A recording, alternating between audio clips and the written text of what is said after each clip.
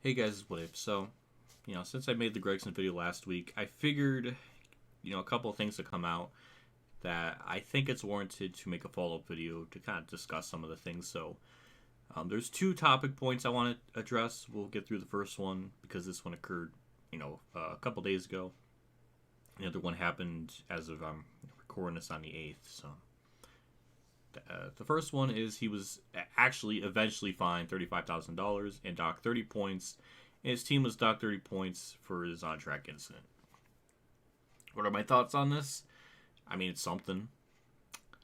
In terms of docking him points, it doesn't really mean shit in this playoff era where he already has 2 wins, he's locked in. It's not like he was going to win the regular season championship at any point.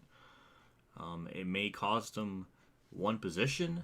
I'm not even really sure, to be honest, but points, especially at that point of the year, since it's not in playoff time, then it doesn't really mean anything.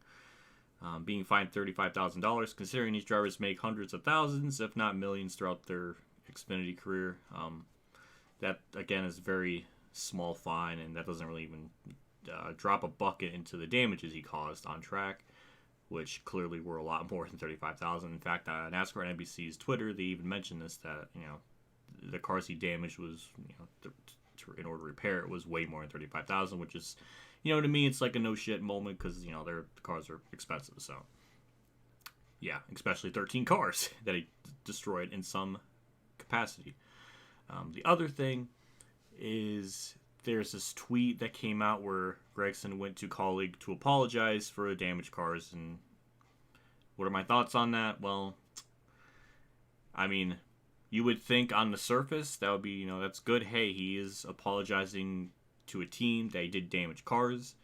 That's a step in the right direction, right? Well, if you think about it, what is the connection between Gragson and Kaulig?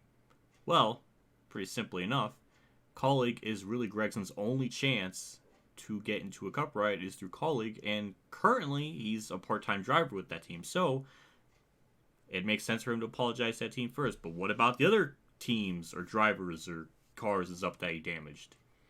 He didn't do that. Now why? Well, that's because if him apologizing to Kaulig is the most beneficial to him, it just shows once more just how selfish, sad, pathetic he is of his character, and it just actually makes him worse. It is outstanding just how pathetic he is, of just never really owning up to shit and only doing things that blatantly benefit himself, and that was just another instance of it. I'm not surprised, but I'm impressed of just how consistent his shit attitude persists. And this isn't something to be proud of. This isn't like something that should be applauded for because, oh, he apologized to the one team that benefited him, that means something to him, so of course he would go there, but ignore everybody else. It's just amazing. It's so selfish and shows just where his mindset is, and he only cares about things that benefit him the most. And in regards to anybody else, especially his competitors, he does not give a shit. In this case, considering he dumped someone intentionally and damaged 13 cars, which is around a 30+% of the field, I feel like that should be, should probably fucking apologize to every team he damaged. But no, he has transcended. Like, I despise him more than Logano, and I hate Logano. But Logano, like literally,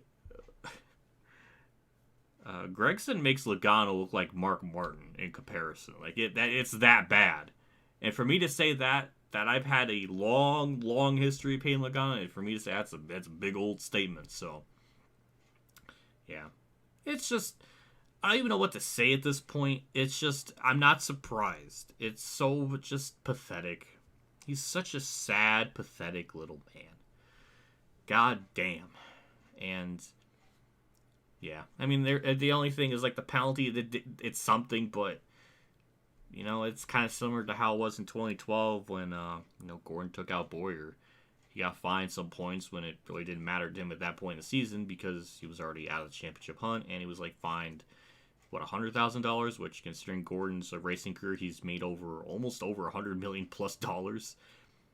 And then that's not even factoring in sponsor money and other different stuff. And yeah, $100,000 to Gordon's like 0.001% of his income, so that doesn't even really mean anything. But hey, NASCAR did something. I feel like they probably should suspend him or get rid of all of his playoff points, or I don't know, something kind of severe, because the last thing you want to do is intentionally turn someone and also in turn demolishing like 10 plus other cars. So I don't know. So that's my thoughts on the situation. It's just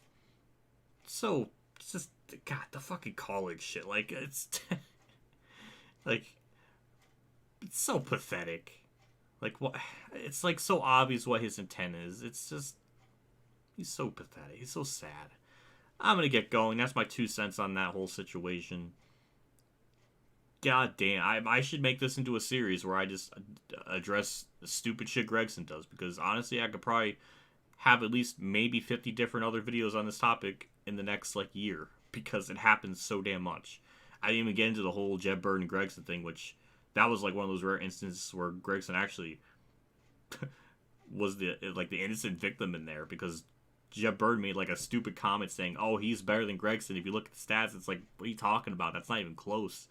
It's like, what? With the fact that I had to side with Gragson on that, it makes me sick. But when you make a dumbass point like that, Jeb Burton, then that's what happens. It's not even objectively true. That's just wrong. It's just, I don't know. Whatever. I'm gonna get going. That's it. That's all I have to say on the matter. Jesus Christ, I'm done. Have a good day, everyone.